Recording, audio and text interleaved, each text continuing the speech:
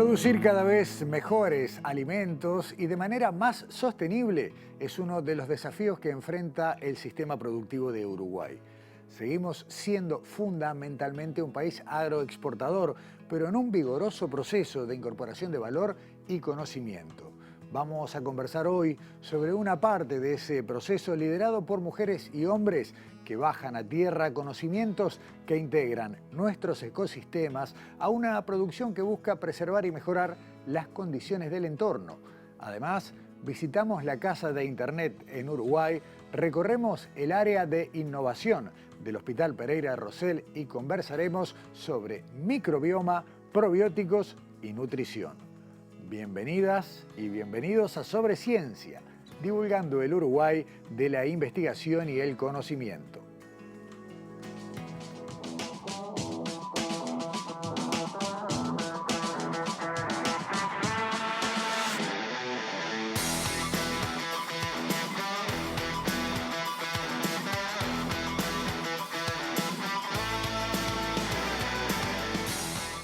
El futuro del Uruguay productivo va de la mano de la ciencia.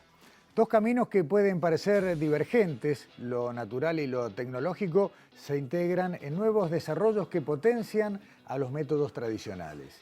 Sostenibilidad en la producción de alimentos, bioeconomía, pero creciendo en rendimientos e incorporando las más modernas herramientas en inteligencia artificial, big data y robotización. El mundo está pidiendo, por ejemplo, ganadería sin emisiones de gases de efecto invernadero, con bienestar animal y sin afectación de los ecosistemas nativos. ¿Está procesando Uruguay estos cambios? El presidente del Instituto Nacional de Investigación Agropecuaria, José Bonica, responde a esta pregunta.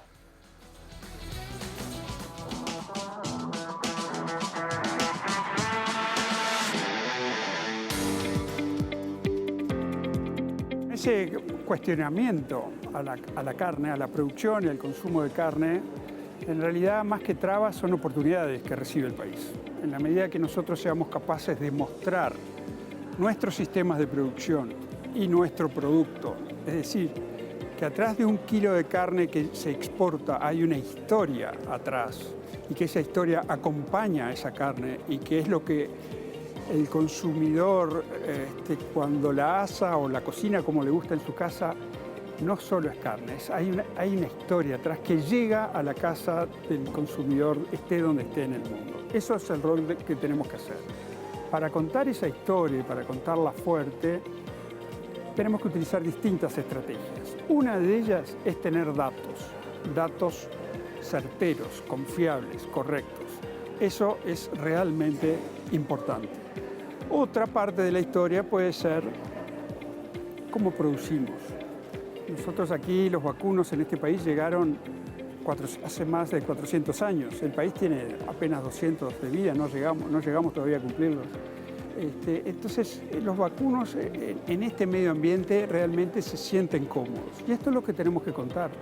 ¿Por qué se sienten cómodos? Se sienten cómodos ellos, pero también se sienten cómodos otros. Entonces, sin querer, hablando de carne y hablando de cómo producimos, estamos hablando de biodiversidad. Estamos hablando mucho más allá de los vacunos. Estamos hablando mucho más allá de los vacunos y los humanos. Estamos hablando de muchas especies, no solo de animales, también de vegetales, porque estos vacunos donde nosotros producimos la carne, la mayor parte del tiempo lo pasan en el campo natural y eso es una comunidad de distintas y numerosas especies vegetales, no de una o dos como puede ser pasturas implantadas muy productivas que existen en otros lados. Acá son muchas, que algunas veces prosperan algunas por la lluvia, otras prosperan otras porque la lluvia no fue tan buena, en fin, pero tenemos que contar la historia de que estamos en un lugar donde hay más vacunos que seres humanos y que están acá desde hace mucho más tiempo que nosotros, los humanos. Si bien las novelas son muy agradables, atrás tienen que tener datos, tienen que tener ciencia, tienen que tener información precisa y con un margen de error delimitado. Esto hay que decirlo bien dicho.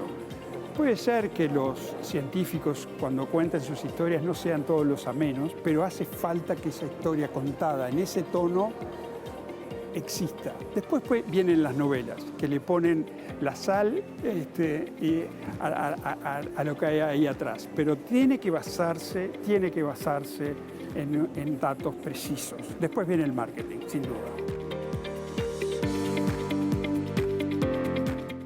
Hay 4 ejes que orientan el trabajo del Instituto Nacional de Investigación Agropecuaria: el concepto Una Salud, la bioeconomía circular, las transiciones agroecológicas y la digitalización, automatización y minería de datos. ¿Cómo se integra esto al modelo productivo y sobre todo cómo llega hasta el campo, hasta cada predio y a los hombres y mujeres que lo llevan adelante?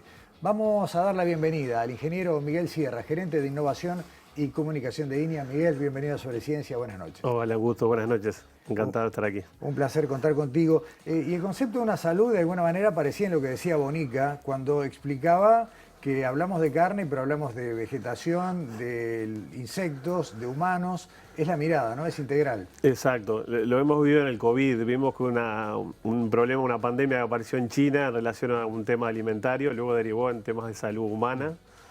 Entonces todos somos cada vez más conscientes de la interdependencia. La salud animal con la salud humana, la salud vegetal y la salud ambiental. Entonces el desafío es trabajar eso de forma integral. Y bueno, nosotros lo tenemos como un desafío en nuestro plan estratégico. Tenemos que integrar de mejor manera la salud animal en lo que es lechería, carne y lana. También trabajar el tema de protección vegetal en las áreas vegetales, generando materiales genéticos resistentes a plagas y enfermedades. Por tanto, el desafío es abordar eso de forma integral e interdependiente. ¿Hay caminos que nos puedan alentar a avanzar justamente estos conceptos de sostenibilidad, de cuidado de los ecosistemas y demás, sin perder, por ejemplo, volumen de producción, insisto, hablando una vez más, tanto de vegetales como de animales? Bueno, ese es el desafío. Nosotros en el plan estratégico anterior hablábamos de intensificación sostenible, que es un poco ese reto que tú comentás, es seguir produciendo alimentos y cada vez, en algunos casos, en mayor cantidad, pero con un impacto ambiental cada vez menor. Y el desafío también es usar, si podemos, y es lo que estamos trabajando, productos agroquímicos sintéticos en menor proporción. O sea, integrar más el control biológico, el control natural, las rotaciones entre cultivos y pasturas y leguminosas, sistemas más sostenibles que hagan un uso más responsable y más inteligente de las dinámicas ecosistémicas que se dan naturalmente. Conocer lo que está sobre la tierra, lo que está bajo la tierra y qué es lo que le implantamos. Correcto. Sí. Ahora hay todo un tema de la microbioma, hay toda una conciencia del potencial del suelo. Generalmente nosotros agrónomos muchas veces lo veíamos como un tapiz inerte y ahora se está descubriendo la enorme riqueza que tiene el suelo en microorganismos, en la capacidad de capturar el carbono, muchas potencialidades que aporta el suelo que es fundamental para la producción saludable. Y para, entre otras cosas, para reducir la cantidad de elementos, como decía, sintéticos o minerales que se le implantan y que después terminan siendo un problema en cuanto a contaminación y demás de efectos no deseados. Totalmente. Claro. Yo te diría que ahí tenemos un tema como Uruguay, tenemos que hacer una apuesta a reducir el uso de herbicidas, de insecticidas, y ahí tenemos que hacer un mejor uso de los recursos naturales que existen y de concebir esos ecosistemas como modelos integrales, complejos, que hay que saber gestionar, pero evitando incorporar en lo posible agroquímicos sintéticos fósiles, que son los que impactan más crudamente en el medio ambiente.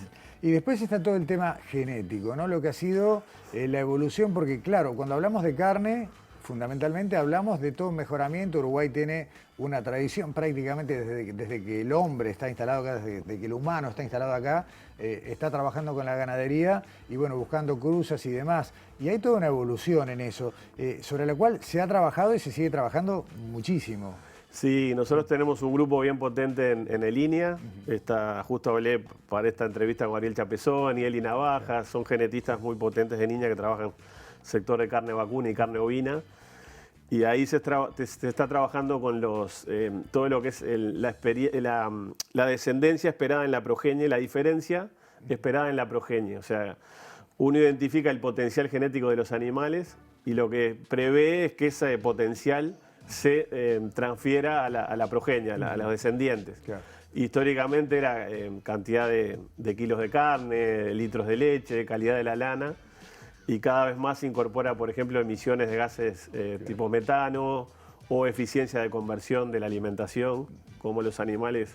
Hay algunos que son mucho más eficientes en convertir los alimentos a estos productos que queremos en un tiempo más corto, por tanto emiten menos y son más eficientes en su proceso. Hay una explicación que vamos a compartir ahora, que también nos la daba el ingeniero Bonica cuando conversamos con él en ocasión de la Expo Prado, justamente en eso, la evolución histórica de lo que es la idea de que el mejoramiento genético es un poco la clave. Lo compartimos. Perfecto.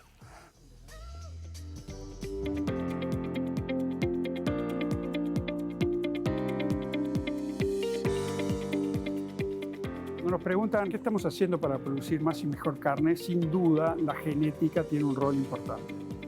A lo largo de muchos años se ha ido evolucionando el manejo de la genética. Las primeras estrategias fueron los péditres, es decir, saber quiénes eran los parientes, cuando veíamos el animal, quiénes eran sus parientes. Pero después vinieron los científicos y dijeron, bueno, pero hay cosas más precisas que esto, empecemos a medir sus kilos al destete o más adelante. No había balanzas. Entonces, desde antes de INEA, lo que era el CIAP, salían camionetas con balanzas móviles para poder pesar en las cabañas, hasta que hubieron balanzas en las cabañas. Y después vinieron a procesar toda esa información de una manera avanzada, para lo cual se necesitaron de las computadoras, empezaron las evaluaciones genéticas. Algunas razas se asociaron con criadores de otros países, otros no. Después vino la genómica, saber qué genes están, en qué proporción y cómo afectan la producción. Pero salimos a medir otras cosas, nuevos caracteres. Originalmente queríamos que los animales crecieran más rápido, pero ahora eso no es suficiente. Tenemos que saber cuánto pasto consumen o cuánto se alimentan para producir carne. Y tenemos que encontrar esa razón entre uno y otro. Y bueno, ya desde hace algunos años empezaron estas pruebas que se llaman pruebas de eficiencia, acompañadas con avances tecnológicos en muchas cosas. Por ejemplo, el chip de la trazabilidad da una información cuando un animal llega a un comedero, y entonces se dispara, que automáticamente se registra cuánta comida hay en ese comedero, qué animal vino a comer, y cuando se va, se registra nuevamente que el animal se retiró por diferencia de peso, cuánto comió, y podemos saber no solo cuánto comió, sino a lo largo de cuántas veces en el día, podemos saber a qué horas comieron, quiénes son los líderes, porque hay un estrato social, algunos mandan y otros obedecen, y todo eso se viene infiriendo.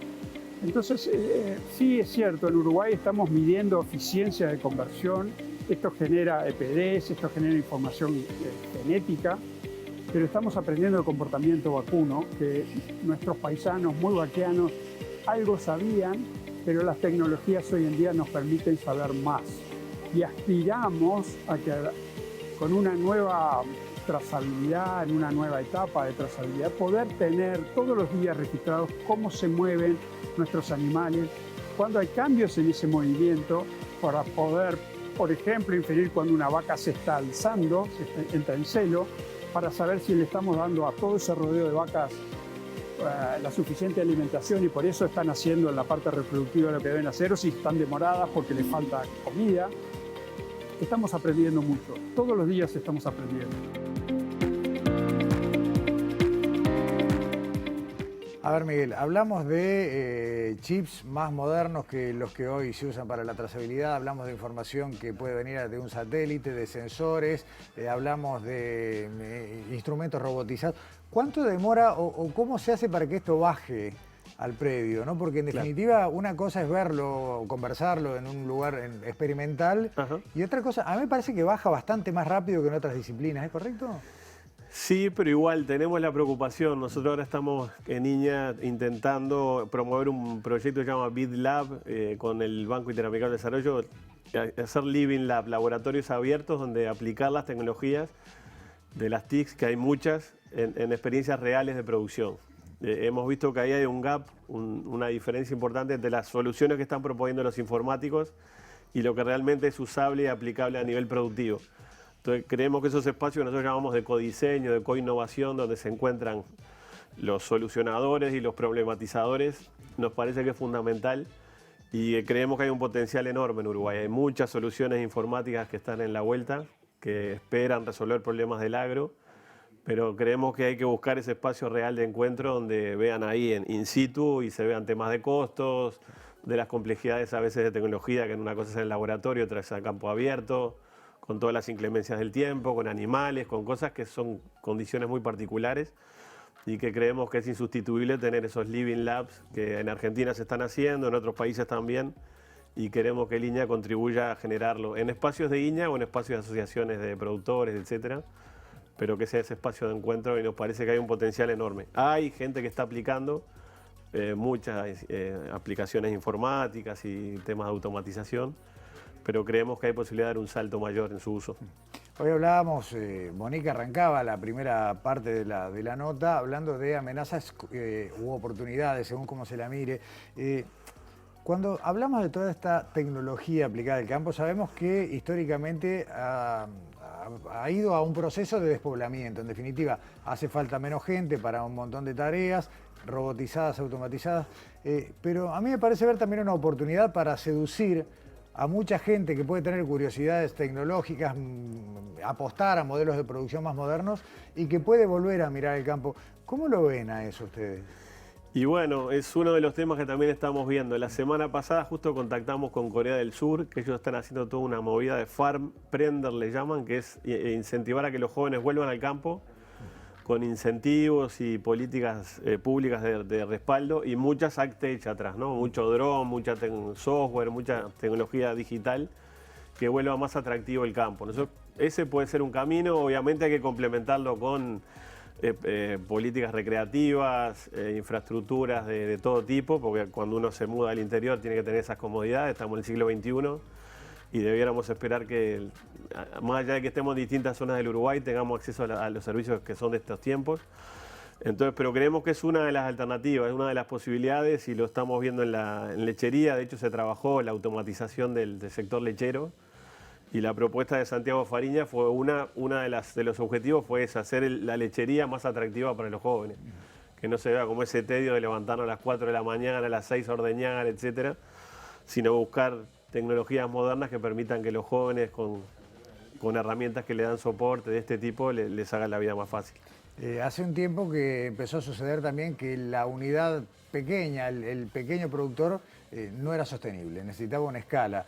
A partir de estas herramientas, ¿puede ser que la productividad de pequeños predios vuelva a ser interesante para que no haga falta ser un terrateniente para vivir del campo? Yo creo que sí, tenemos ese desafío. Incluso hay que abrir la cabeza y diversificarnos. Ahora, por ejemplo, está toda la experiencia del cannabis en Uruguay. Entonces, a veces en pocos metros o kilómetros o hectáreas tenemos unos rendimientos económicos altísimos que permiten que la ecuación también sea muy rentable en pequeña dimensión. Entonces, creemos que ahí hay que abrirse a distintas experiencias. Obviamente no va a haber una solución universal. Vamos a tener que buscar un abanico de alternativas. Hay productores más envejecidos y hay una cultura también de la producción en algunos sectores ganaderos, por ejemplo, que hay que respetar e integrar, pero también hay que estar abierto a nuevas opciones, nuevas alternativas y sobre todo pensando en los jóvenes, como decías tú, que hay que ofrecer otras alternativas más atractivas para la vida rural. Todo esto es fuertemente interdisciplinario. Debe ser bastante interesante participar de los inicios de esos equipos, ¿no? Donde tal vez alguien que nunca pisó el campo tenga que entender cómo diseñar un sistema, por ejemplo, de inteligencia artificial. ¿Tenemos gente, hay volumen de profesionales para este desafío, Miguel? Yo creo que ahí tenemos un debe como país. Tenemos que formar gente en la transdisciplina y en el abordaje sistémico de las cosas. No lo tenemos y quizá hay muchas capacidades dispersas y tenemos que integrar sociólogos, antropólogos, economistas, agrónomos, veterinarios. No tenemos esa cultura, gente de la comunicación. Tenemos que hacer proyectos más integrales y esa cultura nos falta en Uruguay. Nos falta gente muchas veces, pero aún cuando está la gente está dispersa, fragmentada, cada uno en su chacra, en sus cosas, y no siempre nos combinamos en proyectos de este tipo. Y sin duda, como tú decís, para abordar esto se requieren esos equipos transdisciplinares. Para terminar, vuelvo al principio, ¿no? Dentro de 2 meses y poquito será la Cumbre del Clima, la COP26, y otra vez vamos a escuchar a mucha gente reclamando, bueno, que la ganadería pague más impuestos, que desaparezca. que las emisiones de gases de efecto invernadero son mucho más duras para el planeta que la alimentación, que suspender la alimentación con carne. ¿Amenaza u oportunidad? Y yo creo que son las dos cosas, ¿no? Yo no creo en los chivos expiatorios. Siempre hay alguien que le achacamos la responsabilidad. Los del norte a los del sur, nosotros a los del norte. Y el planeta sigue girando y no le buscamos la solución. Yo creo que todos somos corresponsables. Entonces, si me decís, yo creo que tenemos una oportunidad en el sentido de jerarquizar todo lo que es el sistema ganadero pastoril uruguayo, que es un sistema muy sostenible de producir alimentos, pero también entender que a nivel mundial hay que diversificar la generación de fuentes de proteína. Y hay que también ser críticos cuando el exceso de consumo de alimentos genera obesidad. Tenemos 2.000 millones de personas con sobrepeso, obesidad. También tenemos que dar un discurso por un consumo responsable de los alimentos. O sea que creo que nos tenemos que integrar de mejor manera en las tendencias mundiales. Defender lo nuestro, la ganadería y los alimentos producidos a campo natural, abierto, respetando el medio ambiente, pero entender la diversificación de las proteínas a nivel mundial. Y también alinearnos con el discurso de la alimentación y la salud, porque tenemos problemas graves de desnutrición y de obesidad y sobrepeso. Entonces creo que Uruguay tiene que jugar en toda la cancha, defender lo nuestro, pero también entender las inquietudes de los otros e integrarnos, porque el planeta es uno solo y nos salvamos todos, nos perdemos todos. Generar los conocimientos, generar los datos y, como decía Bonica, contar el cuento. Sí, me pareció bien interesante lo que decía Bonica ahí al inicio. Yo creo que sí. Antes decíamos alimentamos naturaleza, vendemos confianza.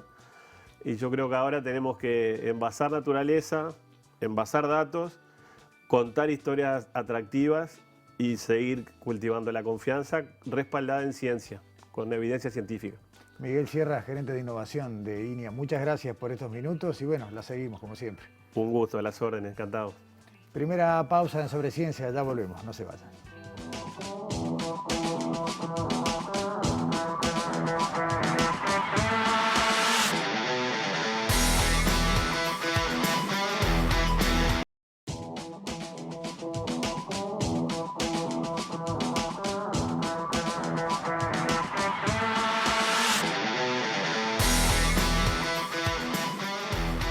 Continuamos haciendo Sobre Ciencia aquí en TV Ciudad. Alexandra Perrone, ¿cómo andás? Buenas noches. Hola, buenas noches para todos. Sí. Vamos a contarle a la gente que no está aquí en estudios Daniela Hilsfeld como de costumbre. La estamos extrañando. Exacto, en un ratito la vamos a sumar a través de Zoom para que participe del programa de hoy. Alexandra, estuviste en el Pereira Rosell. Estuvimos en el Pereira Rosell, hay un área de innovación que es bastante reciente, se inauguró en el 2019, que depende del Departamento de Imagenología, de allí del Centro Hospitalario Pereira Rosell. Bueno, allí estuvimos porque estas nuevas tecnologías están aplicándose para tratamientos, para nuevos tratamientos y seguimiento de los pacientes y también de diagnóstico. Bueno, estos son modelos tridimensionales que se utilizan, biomodelos tridimensionales que se utilizan, por ejemplo, para practicar una cirugía. Se imprimen en 3D y se puede practicar una cirugía, el personal, hay una comunicación continua entre el personal médico justamente para practicar estas cirugías, sobre todo en casos complejos, ¿verdad? Está bien. Recordemos, Alexandra, que lo normal es que a lo sumo se acceda a imágenes 2D, a una tomografía, una ecografía, una placa. Claro. En este caso ya se trata de una representación, exactamente una réplica de lo que tiene el paciente en su interior. Exactamente. Ellos toman las tomografías o las resonancias magnéticas y bueno, los convierten en estos biomodelos 3D. En algunos casos no es necesario imprimirlos, en otros sí. Y bueno, estuvimos hablando con Silvina Zavala Travers. Ella es médica imagenóloga, es especialista en 3D, se formó en el exterior. Y bueno, nos estuvo contando qué son estos biomodelos y cómo trabajan con ellos. Estamos hablando del Pereira Rosell. Vemos la primera parte de la nota.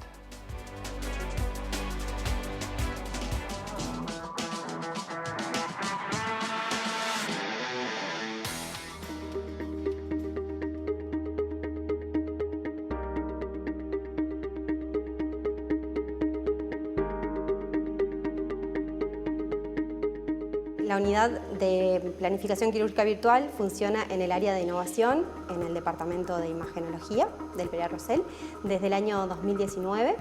En ese año, en conjunto con otros 2 médicos imagenólogos, nos entrenamos en biomodelado e impresión 3D médica y se dio un poco natural que en el desarrollo y en la innovación de esta área, del área de diagnóstico por imagen, pusiéramos esta nueva subespecialidad y trabajáramos en biomodelado e impresión 3D. Los biomodelos son un nuevo tipo de imagen médica que surgen de lo que es la tomografía, la resonancia o cualquier estudio volumétrico que se haga el paciente con criterio diagnóstico.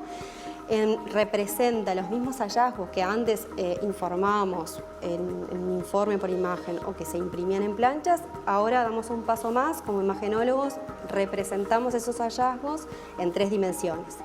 Esto se construye de forma tal que cada parte del biomodelo se puede ocultar o mostrar, se pueden poner en transparencias, eso permite estudiar las partes que están adentro de los órganos, la relación, por ejemplo, de un tumor con vasos sanguíneos o de un órgano con los de alrededor.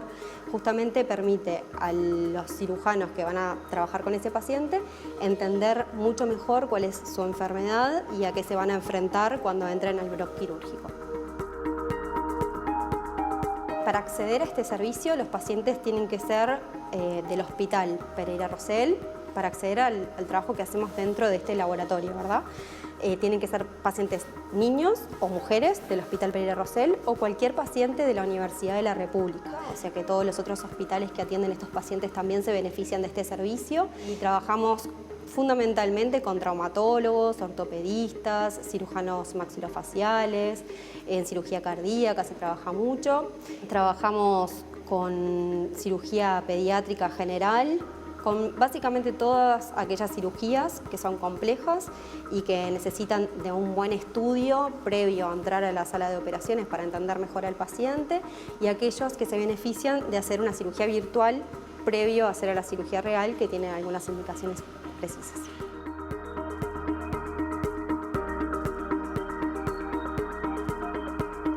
A eso te referías, Alexandra, ¿no? Por un lado, a la posibilidad de ver los modelos 3D, pero en una pantalla, con la posibilidad de rotarlos y todo eso, o si no, directamente la impresión. Exactamente, y bueno, y también nos decía Silvina de las ventajas de estos biomodelos, ¿no? Que las operaciones son más seguras, más rápidas y también más precisas, o sea, se disminuye muchísimo cualquier error que pueda haber en la cirugía, de alguna manera de poderlas practicar, ¿no?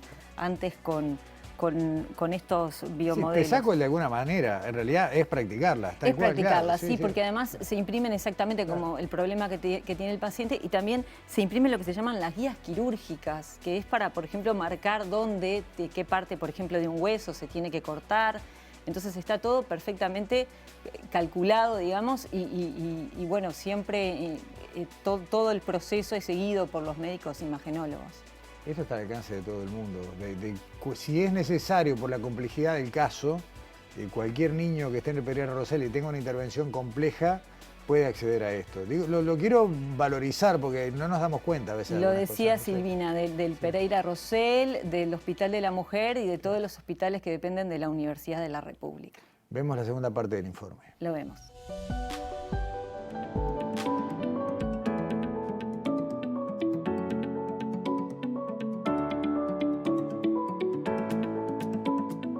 Estos biomodelos brindan varias ventajas, principalmente que el equipo quirúrgico se siente con mucha mayor seguridad en cuanto a lo que es la enfermedad del paciente y al momento de operarlos. Se ha visto que al usar biomodelos para trabajar con pacientes complejos disminuye la tasa de sangrado, por ejemplo, aumenta la velocidad con la que se completan todos los procedimientos, porque hay un montón de decisiones que se toman antes de entrar al bloque quirúrgico, y esto hace que la cirugía también sea más segura. Desde que se inauguró el área de innovación en el 2019 hemos trabajado aproximadamente 40 casos de biomodelado. De ellos no todos se imprimen porque algunos simplemente con el biomodelo en formato virtual alcanza para hacer todo lo que es la planificación quirúrgica. De esos modelos que trabajamos, aproximadamente 24 fueron planificaciones virtuales de cirugías virtuales, y de ellos en aproximadamente 15 hicimos guías y impresión 3D.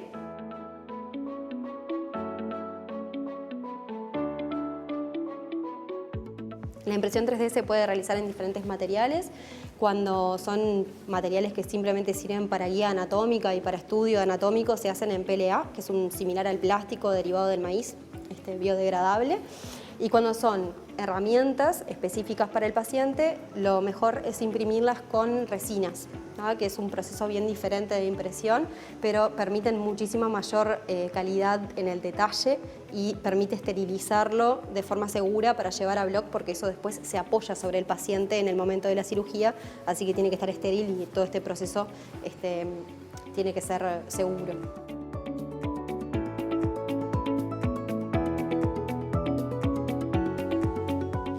Facilita además, Alexandra, mucho la interacción con la gente, esto, ¿no? Con quien tiene, que sobre todo los adultos que tienen que afrontar una operación, me imagino que esto incide a la hora de explicarles y que entiendan de qué se está hablando, ¿no? Exactamente, nos contaba Silvina que es algo que de repente no se destaca en un principio, pero sí, la importancia de que los familiares del paciente, de que el paciente entiendan exactamente cuál es la operación que se va a realizar o el tratamiento, ¿no? Poder explicar exactamente qué es lo que se va a operar, por ejemplo, ¿no?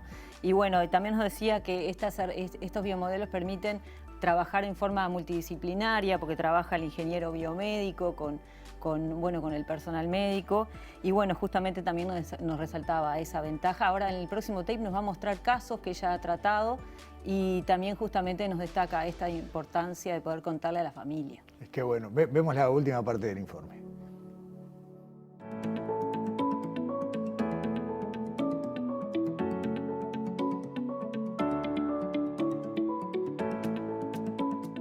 Este es un paciente que trabajamos acá en el Pereira Rosell, en conjunto con varias especialidades, cirujanos, otorrino, anestesistas. Es un paciente que tenía un tumor enorme a nivel cervical y que justamente se hizo este modelo para poder planificar la cirugía, y luego que se quitó el tumor hicimos una segunda parte para poder restituir la simetría de la carita del paciente, que es esta otra parte que ven acá, para lo cual se usan esto que yo les decía que son guías específicas para el paciente, que se apoyan como que fuera un moldecito y le permiten al cirujano saber dónde tiene que cortar para que el huesito vuelva a ser simétrico. De los beneficios que nos permiten estas impresiones, que podemos teñir y mostrar de diferentes colores, además de imprimir en diferentes colores, como ven, después de impreso en blanco se puede teñir si queremos mostrar cosas en particular. Luego acá tenemos un corazoncito. Este es un paciente que tenía una malformación cardíaca. En realidad, en vez de salirle la aorta y la vena pulmonar de donde deberían, y la arteria pulmonar de donde deberían, salían las dos del ventrículo derecho. Entonces, justamente lo que hacemos con este tipo de modelitos es mostrarle al cirujano cómo es el corazón que va a operar, para que ya sepa al momento de ingresar a la cirugía qué es lo que se va a encontrar. Otra de las ventajas que tienen estos biomodelos, que es tremendo, es la comunicación con la familia que uno puede tener. Porque imagínense para un papá lo que ya es directamente no entender mucho de medicina, que les digan que su hijo tiene una enfermedad súper complicada. El médico intenta explicarlo de la mejor manera que puede, pero tampoco, sin tener una imagen, es difícil. Entonces, en este caso en particular, los papás cuando recibieron ese corazón no podían creer, y ellos mismos espontáneamente me dijeron: es la primera vez que entiendo qué es lo que tiene mi niña en el corazón y qué es esa famosa comunicación interventricular que todo el tiempo me están diciendo. Así que es un gran beneficio que tiene también, que no es de los que más hablamos, pero sí que es súper importante.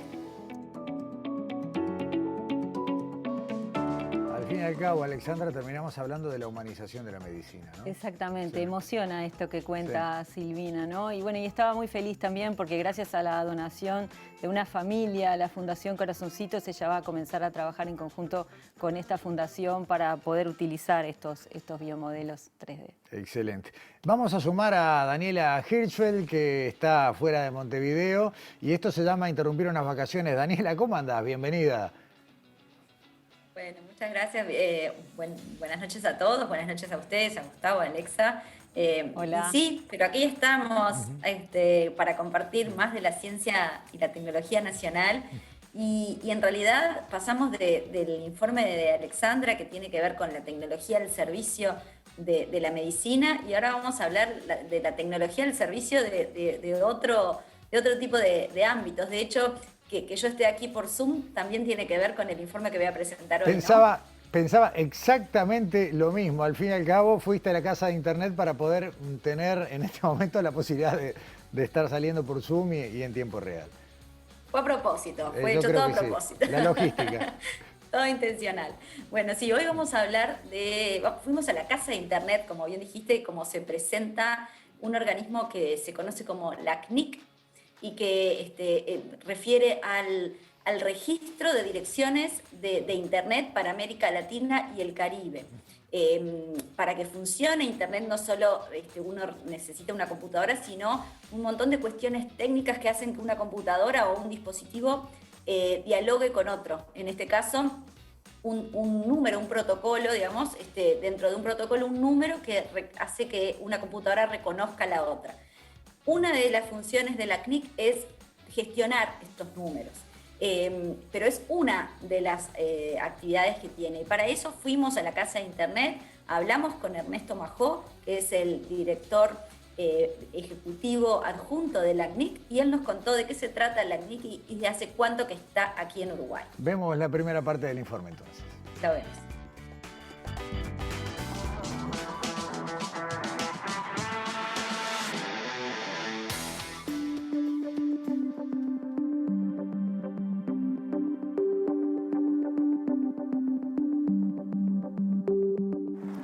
La CNIC es el registro de direcciones de Internet para América Latina y el Caribe.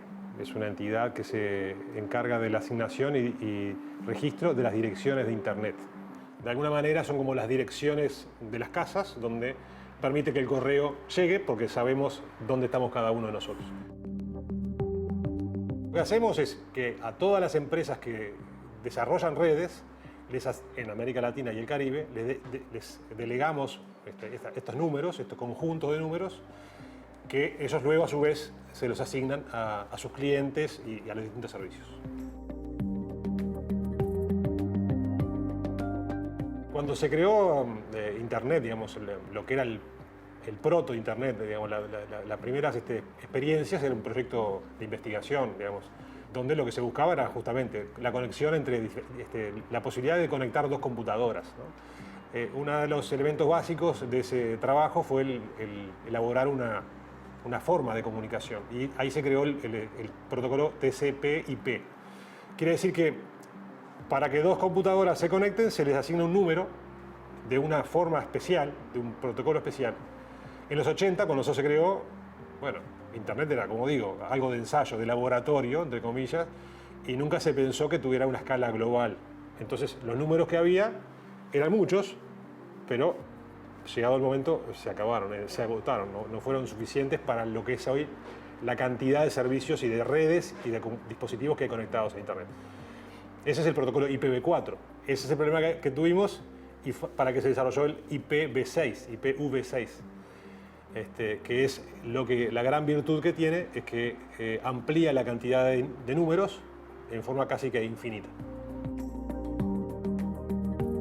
La CNIC atiende una comunidad de 11.800 asociados. ¿Quiénes son esos asociados? Las entidades que reciben las direcciones de la CNIC. Pueden ser operadores de Internet o empresas de telecomunicaciones, como en el caso de Uruguay, pueden ser Antel, Claro, Movistar, Dedicado, la Universidad de la República, otras universidades, empresas, entidades digamos, privadas, en fin, aquellas que reciben las direcciones de nosotros. Tendrá que ver o no tendrá que ver, Daniela, pero no sé por qué me puse a hacer memoria cuando mandé el primer correo electrónico, ¿no? Todo esto que hoy ya damos con tanta naturalidad y que no es tan viejo y que tiene toda esta administración por detrás que ni la suponemos también, ¿no? Exactamente, y allí en la Rambla, cerca de Carrasco, está esta casa de internet que por fuera en realidad es un edificio muy moderno, pero que no dice todo lo que hace por nuestra vida cotidiana todo el tiempo. Y esto que contó Majó en la primera parte del bloque puede sonar muy técnico, pero en realidad tiene mucho de gestión. Y bueno, eso fue lo que le preguntamos realmente, en qué parte de nuestra vida cotidiana, o no tan cotidiana para nosotros, pero sí para las empresas y para los proveedores de Internet, qué ofrece la CNIC entre sus servicios. Y bueno, esto fue lo que nos contó y me parece que es bien interesante ver la diferencia, digamos, de la amplitud de utilidades que puede tener algo que a priori parece muy técnico. Está bueno, está bueno. Vemos la segunda parte del informe, Daniela.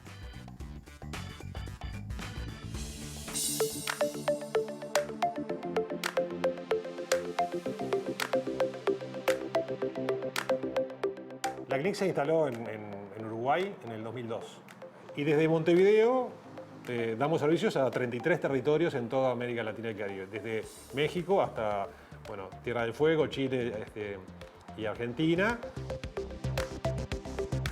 La creación de la CNIC fue un proceso participativo de un conjunto de personas que estaban vinculadas a las redes académicas, a las redes privadas, en los primeros proveedores de Internet. Y entendieron que había una posibilidad de que en la región hubiera una organización que cumpliera un fin, además de técnico, un poquito más allá. Entonces, nosotros, además de hacer esa función operativa muy básica, tenemos muchas actividades de capacitación. El año pasado capacitamos más de 10.000 personas y que son los destinatarios, los participantes son ingenieros, profesionales, expertos que trabajan en temas de operación de Internet. Hay un fondo FRIDA que brinda fondos para investigación en toda América Latina y el Caribe. Una parte importante del trabajo nuestro es lo que tiene que ver con el foro de políticas, que es nuestro proceso central de trabajo donde la comunidad, los participantes de la comunidad, esos asociados que mencionaba, proponen las reglas que luego nosotros como organización aplicamos en el funcionamiento del trabajo nuestro. O sea, nosotros no hacemos las reglas, las hace la comunidad. Uno de los problemas más sensibles justamente de este Internet que tenemos hoy son los temas de seguridad. Nosotros trabajamos en proyectos técnicos que lo que buscan es fortalecer técnicamente el instrumento Internet para que sea menos débil, para que efectivamente existan menos resquicios, agujeros por donde los ciberdelincuentes puedan tomar provecho de las personas comunes o de las empresas. O sea, trabajamos técnicamente en fortalecer Internet, hacerla más segura, hacerla más estable, pero a su vez con todo lo que tiene que ver desde el punto de vista de la seguridad, ¿no? En una empresa vos tenés una red y lo que querés es que esa red esté al servicio de esa empresa, para los usuarios de esa empresa, no que entre un tercero y vea lo que estás haciendo, lo que no estás haciendo, pueda eventualmente redirigir el contenido hacia un negocio distinto. Entonces, esas cosas, en ese tipo de proyectos donde la CNIC hace mucha atención, y uno de los temas que tenemos como proyecto es el Centro de Respuesta a Incidentes de Seguridad, que justamente es un lugar para nuestros asociados que nos permite apoyarlos cuando detectamos que hay algún problema de seguridad vinculado a los recursos de IP que les hemos asignado a ellos.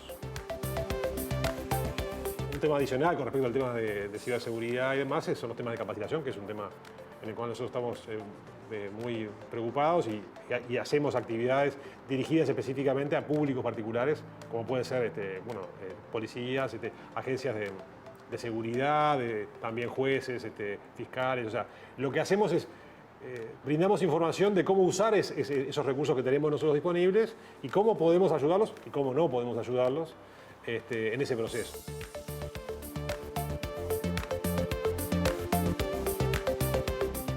La casa de Internet, Daniela, en definitiva el nombre suena raro, pero es exactamente eso, ¿no?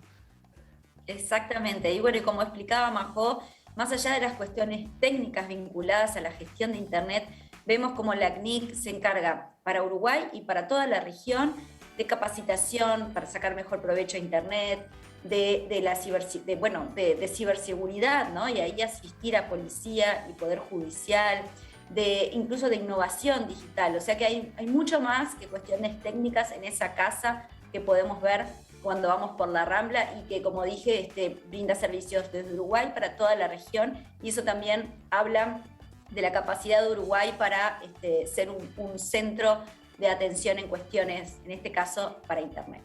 Daniela Hirschfeld, muchísimas gracias por sumarte a la distancia y te liberamos por hoy. Hasta el martes que viene.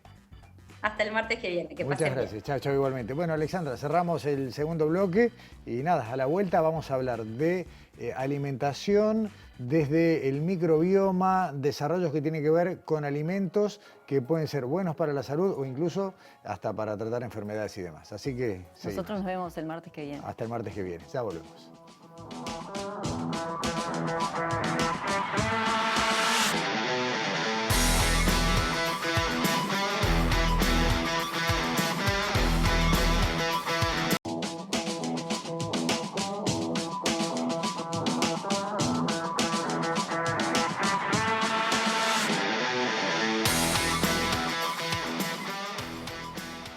Del 27 de septiembre al 1 de octubre se lleva adelante la 10ª edición del Simposio Internacional de Innovación y Desarrollo de Alimentos, INNOVA. Lo organiza el LATU, el Laboratorio Tecnológico del Uruguay.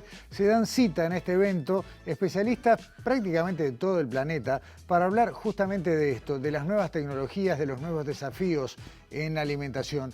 Uno de los expositores, a pesar de que figura en el programa con la banderita de Suecia, porque allí es donde está residiendo y trabajando, es el uruguayo Gianfranco Grompone. Es microbiólogo, especializado en innovación y productos relacionados con el microbioma. Y hablamos, por ejemplo, de prebióticos, de probióticos y de simbióticos, así como nutrición y medicina personalizada, medicina traslacional, alimentos y fármacos funcionales y selección y caracterización de compuestos bioactivos.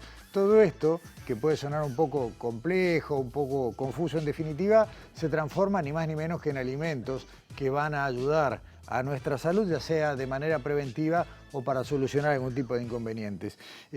La consigna, la charla de Gianfranco, arranca hablando de Michelangelo, de Leonardo da Vinci. A ver, Gianfranco Grompone, bienvenido a Sobreciencia. Buenas noches, ¿cómo estás?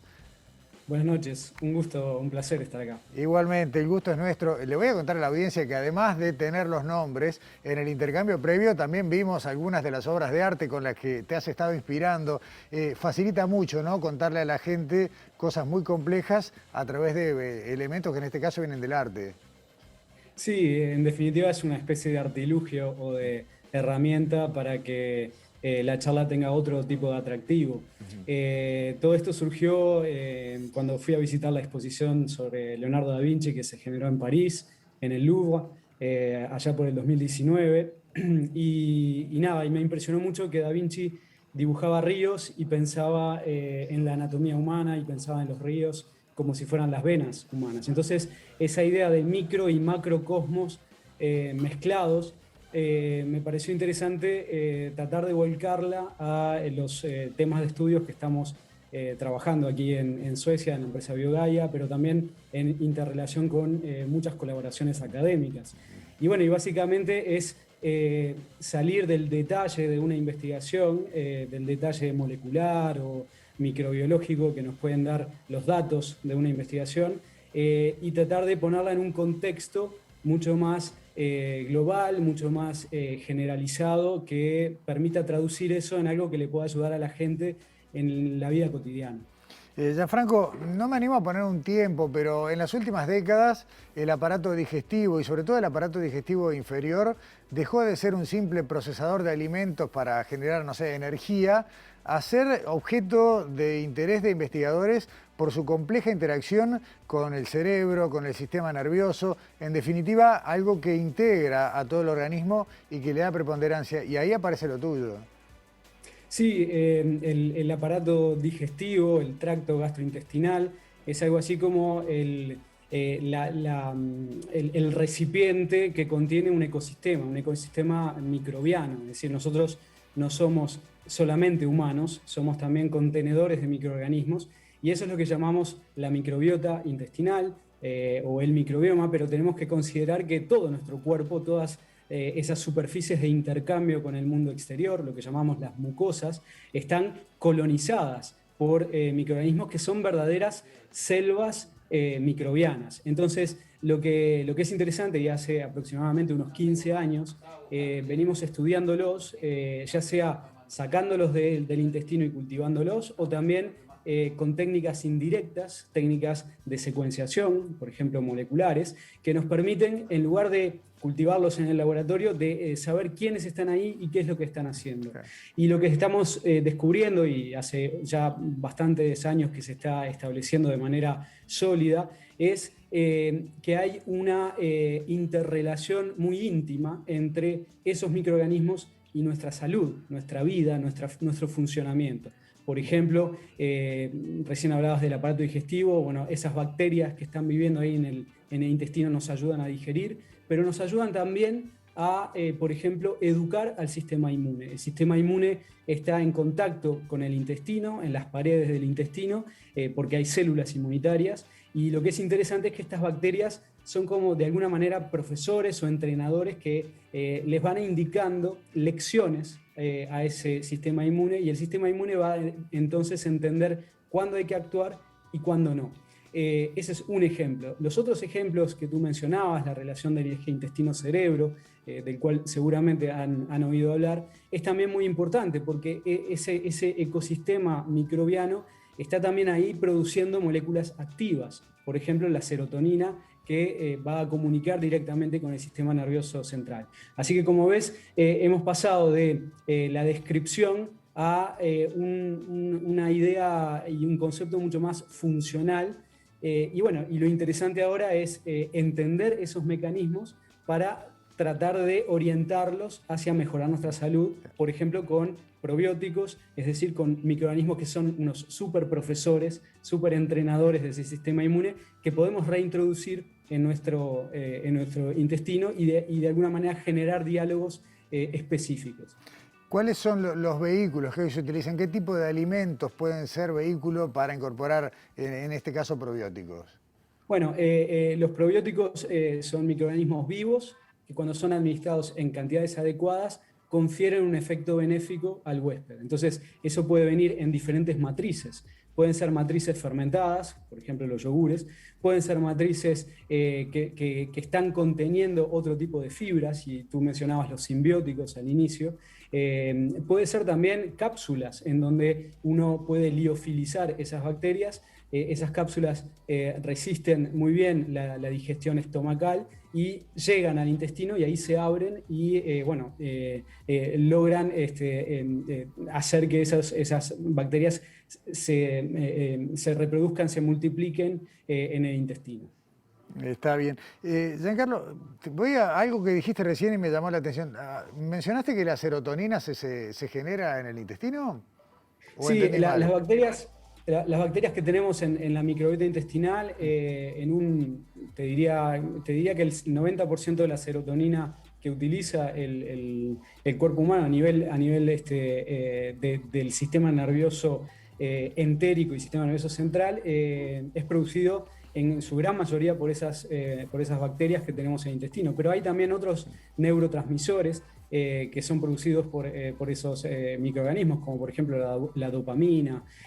Tenemos que entender que hay un eje intestino-cerebro que es anatómico. Existe el nervio vago que comunica el cerebro con el intestino de manera bidireccional, entre otras comunicaciones también, porque el nervio vago es muy, muy importante. Y a través de ese nervio vago hay comunicaciones que son moleculares, neurotransmisores, que van en las dos direcciones, es decir, del cerebro al intestino y del intestino al cerebro.